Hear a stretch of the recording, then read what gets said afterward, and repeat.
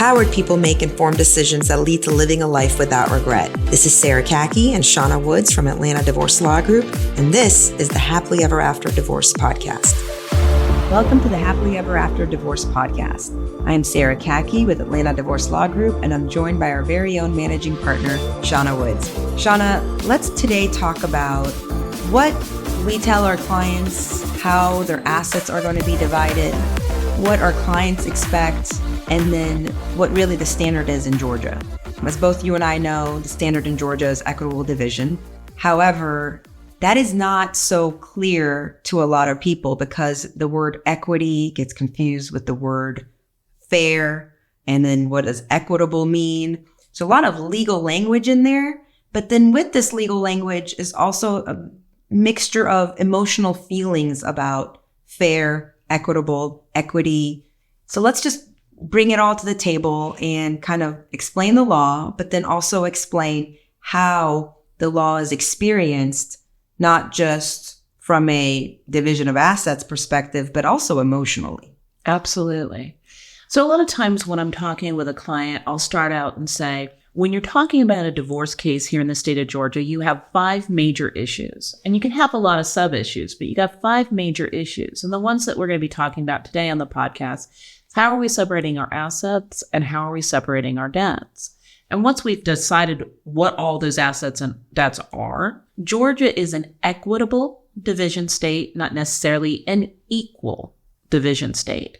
Equitable actually does mean what's fair. And equal, of course, means 50-50. Mm-hmm. So let's stop right there. Okay. Because this is right where things get confusing for some people. Some people think that equitable division immediately means 50-50. And because the assumption is fair is 50-50. So can you dive into that? Absolutely. And I want to say a lot of cases, for the vast majority of time, 50-50 is what's fair. Mm-hmm. Okay. But it's how do we define the 50 is a whole other topic in podcasts.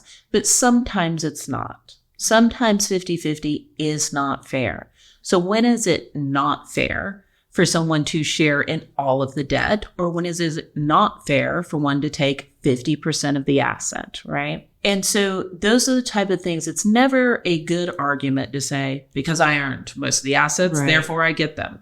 That doesn't fly. That is not something that you want to take to court. Well, here's one that I always hear is I contributed more. Right. So I should get more of the assets. So when you think about it, though, when in how I explain to the clients, in the marriage, your work is marital. When you go out and you earn an income, your work, the blood, sweat that you're putting into it is not individual in the eyes of the state of Georgia. It is marital. Therefore, when you're putting your work in, 50% of that income coming back, the court's looking at it that is shared. The two of you own that together, not one individual. So it doesn't matter if it's in your name or your spouse's name.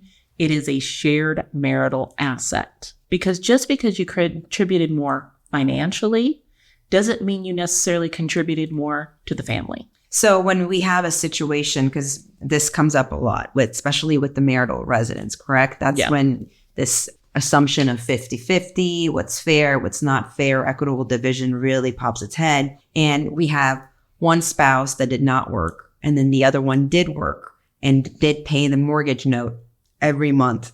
As long as that property, that home, is considered to be a marital asset, meaning it was gained during the time of marriage, what is fair may be 50-50, even if one party did not contribute to the mortgage note.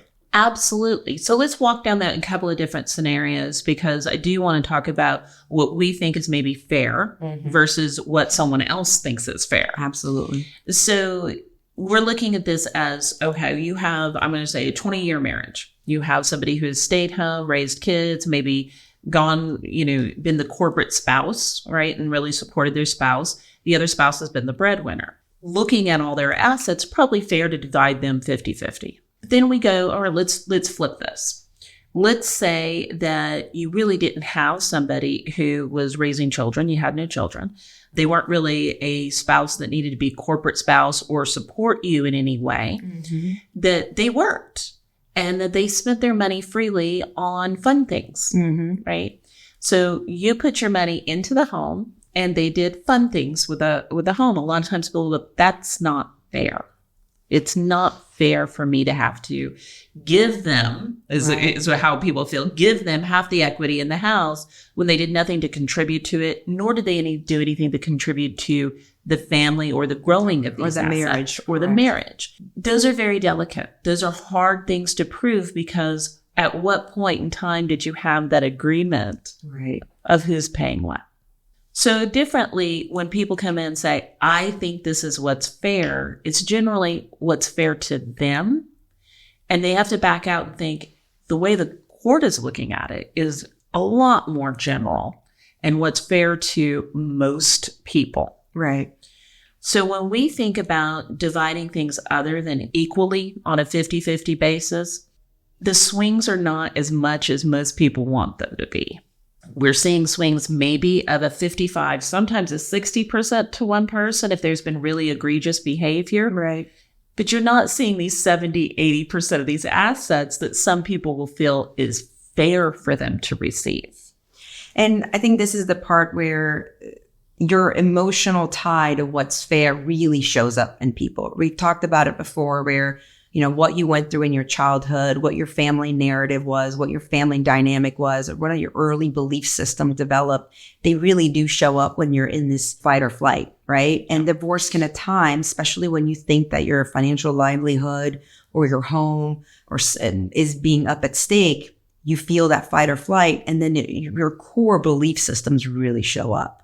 And what is fair a lot of times comes from what were we taught as a child is fair, right? What was the parental dynamics of how the dinner table food was spread out? What were you being taught at school, right? What did you have to share with your siblings? To me, what growing up is very simple. If the teacher had, pizza, and he had 8 slices of pizza, and there were 8 children in that classroom, he was going to give each child a slice, irregardless of who's hungry, who's not hungry, who's already had lunch, who had pizza yesterday, who's going to have pizza for dinner that night, right? Right. When you look at that, I think that is a really interesting way to look at society as a whole as well, because we should be equitable in our society, and we strive to be. I really do think we are. Our needs are so unique, right? You're right. Bobby and Susie are at school today. Bobby had a really big breakfast and he doesn't really like pizza, right? So it may not be equitable for Bobby to have a whole slice of pizza when Susie didn't eat breakfast and probably may not have dinner. So there's differences when we're looking at how we relate that back to our clients. Is think about this in a lot of times, if you have somebody who has stayed home, they're looking for probably more cash initially because they don't have an outlay to buy a new home. They may not have had the work history to support a mortgage at the time. So there's going to be an establishment of some spousal support, perhaps. And perhaps the other one is a little bit older and wants to save more on the retirement. So even if we're looking at the assets as a whole, what's equitable within the assets may still work out to be 50-50. But it's not as if you're just reaching into every account and going, here's your 50. Right. It's a puzzle piece. And another thing I like to tell people is it really does have to be slightly egregious, probably even more than slightly egregious, really egregious. If you're going to take something to trial and say, I want more than 50%, you really have to justify this to a court who sees a lot of egregious things in their courtroom to say, why in your particular case, Sarah Kaki, do you think it's unfair to not have to take on that debt or to have to give away that asset? So Shauna, can you give some examples of egregious behavior that would make us say, you know what, 50-50 is not going to hit fairness here? Absolutely. There have been times if you have an addiction or an alcoholism issue, and I have seen situations where the person has spent $20, $30, $40, $60,000 going to rehab and still goes back out and uses and still goes back out and drinks, right? Is it fair for the other person to have to share and burden that debt when it was the original person who incurred that? Adultery not just because they had adultery. And I want to make that very clear. I was sitting in mediation with a judge who's a former judge, the Superior Court of Fulton County, who looked at the client and said, I just want you to know, in the greater Atlanta area, most judges aren't going to care much about adultery. Yeah. They're not going to reward you for being the faithful one, and they're not going to punish the other person for being the worst one. process to get redemption from. It's not where you're supposed to get the redemption. But if you have an adulterous situation in which that person took money, took marital assets, and I do have a couple of these cases, and spent it on the affair. I've had people buy engagement rings while they were still married. I've had people spend, $10,000, $20,000 on vacations with their paramour. That kind of stuff we may be able to claw back, because that's unfair. If you are dissipating a marital asset with a paramour, we should be able to get some of that back.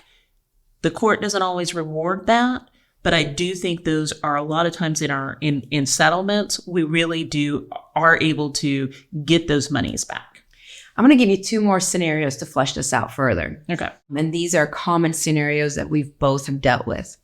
One is financial abuse, right? So, and financial abuse comes in many forms, but the specific one I'm thinking about is when you're leaving the other person in the dark of the financials and you just do not give them access to what's going on. You're keeping them in the dark and they have no idea.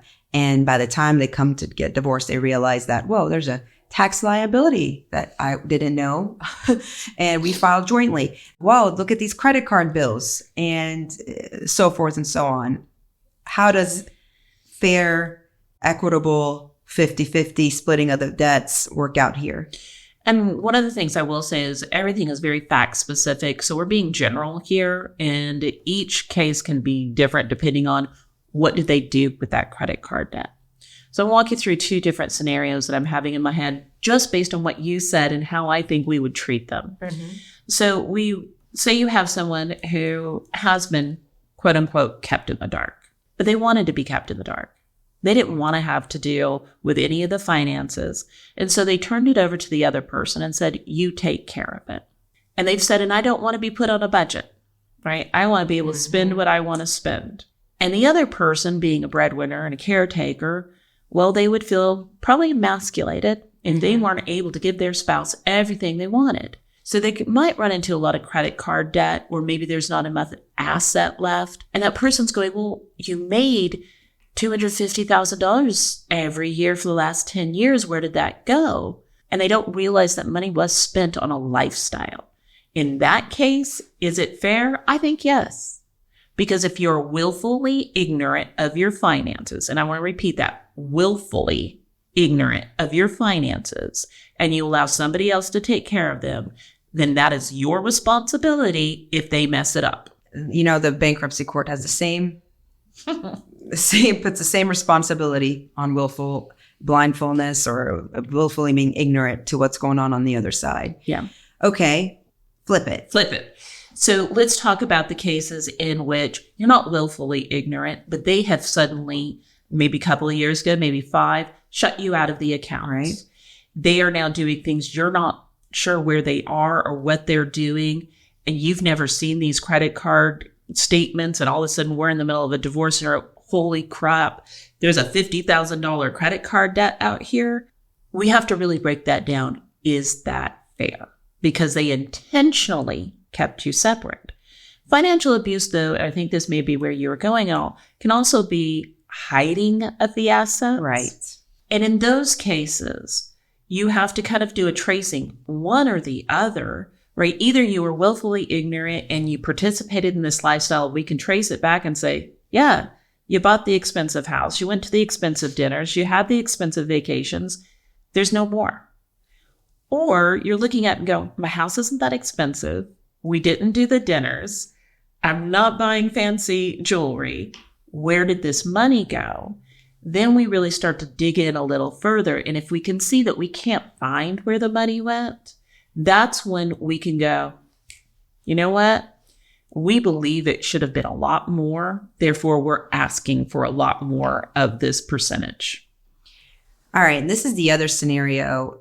There's times when we talked to a client who has been the financial caretaker of the home and have taken all the financial responsibilities. They're aware of all the credit cards. They've given their spouse a credit card that they see the statements from, and their spouse does not fully know what's coming in and what's going out. And it's sort of a bit of that willful ignorance that you're discussing. And they keep overspending. And, the spouse that's, working and making the income keeps telling them, hey, you can't purchase designer bags like this. You can't shop like this. We can't go on this trip. You can't, but the other spouse keeps doing it. And now when they come to us, there is credit card statements that, the client we're representing who has been working and has been making money and has been screaming bloody murder over the budget, saying, am I really going to have to split this 50-50? And unfortunately, I think in that scenario, yes, it is a very hard pill to swallow. That being said, how long were you yelling about these credit cards? How long, and I don't mean yelling literally, obviously. How long were you bringing this up? How long has this been an issue in your marriage? How long have you been saying, we cannot spend this way? The longer you let this go on, the more the court's going to say, yeah, that might have been your argument, but this is yours. You guys are both in this. So, we talk about egregious behavior, making how that could get in the way of 50-50 being fair. Let's talk about some ways that people can mitigate, okay? So that they can get closer to that fairness factor. One of the things that we hear a lot of people say is, could I cut off these credit cards? Could I cut off these access to this money so that they don't run off with it? And so let's talk about how you can mitigate from being left with crazy amount of debt, money being moved over without being held for egregious financial abusive behavior or freezing out your spouse from the accounts. Where's that fine line? Well, first of all, I'm going to say post-nuptial agreement. Oh, yes. That's my favorite. Say it again. Post-nuptial agreement. If you didn't get a prenup. If you did not get a prenup, well, perhaps even if you need to change your prenup. Right. But a lot of times people will come to us and say, I want to work on the marriage, but I am scared what's going to happen if we go through a divorce because of the financial things that are going on. We can put together a post-nuptial agreement that spells out what the assets and debt division are going to be in a divorce situation. It does force the parties into that financial conversation. And quite frankly, if you're having these conversations, if you're having these arguments, I strongly urge you to go see a therapist and talk about your finances with them. Talk about, this is how I view finances. This is, maybe I'm a saver and the other person's a spender, but talk about it with each other. Your finances are a key part of your marriage. Mm-hmm. I know all of us were Bon Jovi back in the 80s, living on a prayer, but that's not reality. Where you want to go in life is very dependent about who you choose to go with. And if the two of you can't get in each other's same page on finances, then you probably need to separate the finances at least. So a postnuptial agreement actually can save your marriage if you're not able to reach consensus on finances. And I love postnuptial agreements for exactly everything we're talking about, because if two people have different ideas of what is fair, and ultimately that is what's going to determine the division of assets, instead of fighting it out in the courts of, I believe this is fair, you believe this is fair, you can settle that out while you're in partnership and marriage together. And in a marriage, not just over finances, but all parts of marriage, you're going to have the constant conversation of what is fair, right? And as much as adults, we try to outgrow that concept of, well, only children expect what is fair. That's a childish thing to say. Don't we tell that to our kids all the time? Well, you know what? In the real world, you don't always get fair, but guess what? The legal realm here is actually looking for fairness. So but we have different definitions of it. That's the key, is not necessarily what you think is fair, what we call in the law, the reasonable man thinks is fair. And the fact finder is the one who gets to determine what is fair. Your fact finder, most of the time, is a judge. So one of the most important questions I ask any client coming in the door, what county do you live in? And after we file for the divorce, which judge do we have? And it's not because, we're trying to manipulate the situation. Just after 20 something years of practicing with all these counties and then judges and all of the people involved, you kind of know after a while what they believe is fair. What they think is going to happen in a particular situation. But I do want to kind of circle back to one of the things that you said in regard to what can we do? And I said post-nuptial. Right. There's a couple other things. Mitigating circumstances. I do think that if you have a credit card with joint names on it, that lowering a credit limit is perfectly acceptable. One, we are talking about what happens in a divorce situation. The credit card company doesn't really care about your divorce. Right. The credit card company cares what name is on that credit card. So even if the other person is ordered to pay it, American Express will say, "That's nice, Sarah. Now I need my money." Right. So you have to be aware of where your name is on certain things. We will separate them out in the divorce, but going through it, that company is still going to be looking directly at you. Another thing I would say is, yes, if you have somebody who is a spender, who maybe spends emotionally, and you have $100,000 sitting in your savings account and you're starting to talk about a divorce process, yes, I would talk to a divorce attorney about how much of that I need to move into an account in my sole name. Right. I had one case in which the husband told the wife he wanted a divorce, and she went out, emptied out their savings, and bought an RV and took off. And we had a heck of a time finding her across the United States. It happens. Well, Shauna, thank you so much. And I think that this conversation could go on forever because there's such a philosophical underlying tone of what is fair. But, I think that the courts, for the most part, they do everything they can to get it right. And I think it'd be nice for people to become informed consumers of these legal services, because you should not just go in anywhere that promises you 50-50, because that actually is not the Georgia standard. It's Equitable Division. Thank you, Shauna. Thank you. Thanks for listening to the Happily Ever After Divorce Podcast. If you'd like to learn more, go to atlantadivorcelawgroup.com/resources.